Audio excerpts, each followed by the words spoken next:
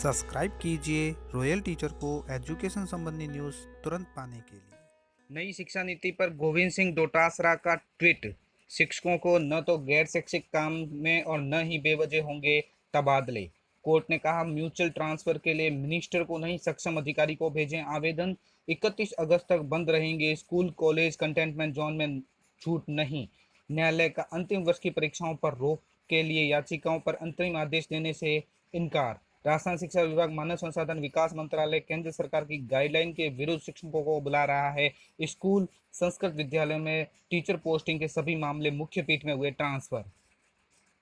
जी हाँ साथियों, बात करें आज की पहली खबर की तो संस्कृत विद्यालय में टीचर पोस्टिंग के सभी मामले मुख्य पीठ में हुए ट्रांसफर है। 5 प्रिंसिपल, 77 सीनियर टीचर लेवल प्रथम के 238 व लेवल द्वितीय के 536 टीचर सरप्लस बैठे हैं। राजस्थान हाईकोर्ट ने मुख्य न्यायाधीश इंद्रजीत मोहंती व जस्टिस विजय विश्नोई की खंडपीठ में संस्कृत विद्यालयों के, विशेषकर पश्चिमी राजस्थान में शहरों में गांवों में स्थित संस्कृत विद्यालय में अध्यापकों की जबरदस्त कमी, भवनों की दयनीय हालत व इंफ्रास्ट्रक्चर पर जीरो सुविधाओं को लेकर दायर याचिकाओं पर सुनवाई हुई। सुनवाई के दौरान खंडपीठ में 5 फरवरी 2020 को पिछली सुनवाई पर जारी आदेश और रिकॉर्ड देकर हैरानी जताते हुए कहा कि एक और जहां स्कूलों में अध्यापक नहीं है, वहीं विभाग के मुख्यालय में 5 प्रिंसिपल, 77 सीनियर टीचर लेवल प्रथम के 238, लेवल द्वितीय के 536 टीचर सरप्लस बैठे हैं। पिछले आदेश में अपराधी विभाग से इस बारे में शपथ पत्र पेश करने के लिए निर्देश दिए थे, जिसका अभी भी इंतजार है। 31 अगस्त तक बंद रहेंगे स्कूल कॉलेज, कंटेनमेंट जोन में छूट नहीं। राज्य सरकार ने जारी की अनलॉक 3.0 की गाइडलाइन। जिला प्राधिकारी कंटेनमेंट जोन के बाहर बफर जोन की करेंगे पहचान। केंद्र सरकार के बाद राज्य सरकार ने भी शुक्रवार को ऑनलाइन अनलॉक 3.0 की गाइडलाइन जारी कर दी है, जिसमें कंटेनमेंट जोन में किसी भी प्रकार की छूट की अनुमति नहीं होगी। जिला प्राधिकारी कंटेनमेंट जोन के बाहर बफर जोन में भी पहचान कर ऐसे क्षेत्रों गतिविधियों पर आवश्यकता अनुसार प्रतिबंधों का निर्धारण करेंगे। स्कूल, कॉलेज, मेट्रो रेल सेवाएं और सिनेमा घर और बार 31 अगस्त तक बंद रहेंगे। राजनीतिक और धार्मिक कार्यक्रम पर भी रोक जारी रहेगी। अनलॉक 3.0 के दिशा निर्देश 1 अगस्त से प्रभाव में आएंगे और निश्चित क्षेत्रों में 31 अगस्त तक कड़ाई से लॉकडाउन रहेगा। स्कूल, कॉलेज और कोचिंग संस्थाएं हैं वो 31 अगस्त तक बंद रहेंगे। सोशल डिस्टेंसिंग के नियम का पालन करते हुए 15 अगस्त को स्वतंत्रता दिवस समारोह आयोजित करने की अनुमति रहेगी। कार्यक्रम में मास्क सहित अन्य प्रोटोकॉल का पालन करना जरूरी होगा।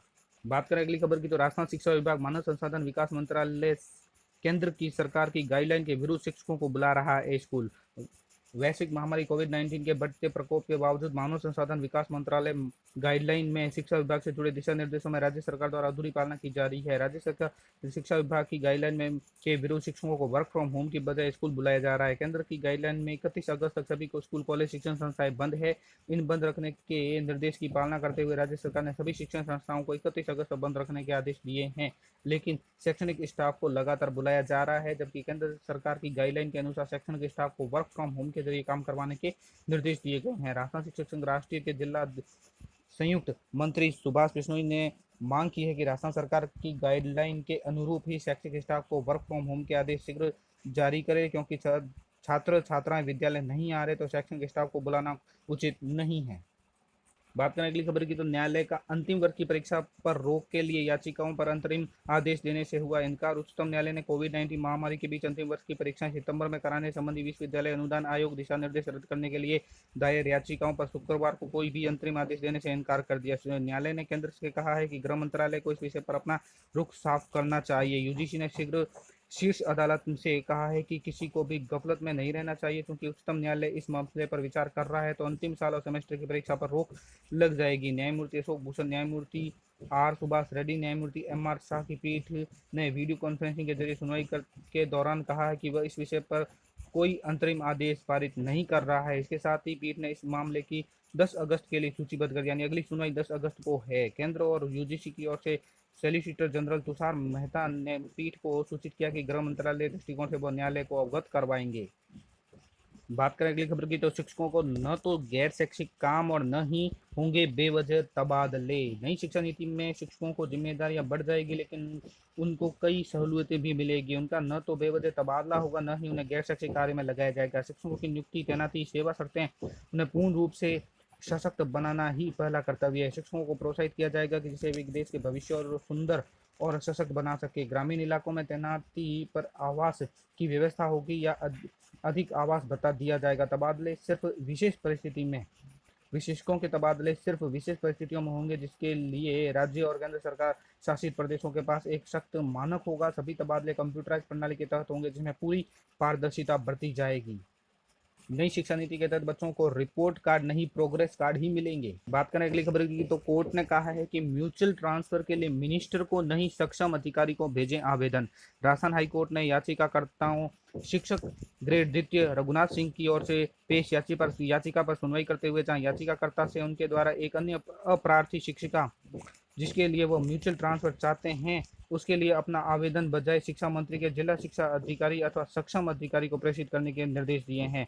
जस्टिस अरुण भंसाली ने इसके साथ ही कोर्ट में उक्त सक्षम अधिकारी से म्यूचुअल ट्रांसफर के लिए अपराधी शिक्षिका के साथ संयुक्त रूप से आवेदन किए जाने पर 2 सप्ताह में उचित आदेश जारी करने के भी निर्देश देने के साथ ही याचिका का निस्तारण कर दिया। मामले के अनुसार याचिकाकर्ता जैतारण जिला अंतर्गत गांव बरोल निवासी रघुनाथ सिंह की ओर से पैरवी करते हुए अधिवक्ता सुशील सोलंकी ने कहा है कि याची ने अपराधी पद्मावती, जिसकी पोस्टिंग वर्तमान समय में बतौर शिक्षक ग्रेड द्वितीय गवर्नमेंट सेकेंडरी स्कूल राजडंडी जैतारण में है, उसके साथ म्यूचुअल ट्रांसफर के लिए शिक्षा मंत्री को आवेदन भेजा था, लेकिन अभी तक कोई जवाब नहीं आया। इस पर कोर्ट ने आवेदन बजाय शिक्षा मंत्री को भेजने के सक्षम अधिकारी अर्थात जिला शिक्षा अधिकारी पाली को संयुक्त रूप से भेजने वो कोर्ट ने सक्षम अधिकारी के नाम से यदि याचिकाकर्ता की ओर से ऐसा आवेदन भेजा जाता है तो उसका निस्तारण करते हुए 2 सप्ताह में उचित आदेश जारी करने के निर्देश के साथ ही याचिका का निस्तारण कर दिया है। हाईकोर्ट ने कहा है कि सक्षम अधिकारी को भी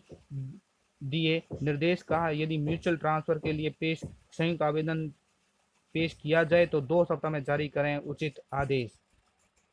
अब बात कर लेते हैं दोस्तों गोविंद सिंह जी डोटासरा के उस ट्वीट की जो नई शिक्षा नीति को लेकर उन्होंने किया है कि नई शिक्षा नीति 1986 में पूर्व प्रधानमंत्री राजीव गांधी जी की सरकार के समय बनी शिक्षा नीति पर ही अधिकांश आधारित है। इस बात की प्रसन्नता है कि जो सुझाव राजस्थान सरकार की ओर से दिए गए थे, जैसे गैर शैक्षिक कार्यों में या चुनाव के अलावा नहीं लगाने, प्री प्राइमरी शिक्षा आंगनवाड़ी और विद्यालयों के माध्यम से प्रशिक्षित शिक्षकों द्वारा ही दिए जाने के साथ ही इसमें आरटीई के अंतर्गत 1 से 14 वर्ष आयु बजाय 1 से 18 वर्ष किए जाने के सुझाव को स्वीकार किया गया है। इन सब के बावजूद नई शिक्षा नीति में बहुत सारी खामियां दिखाई दे रही है।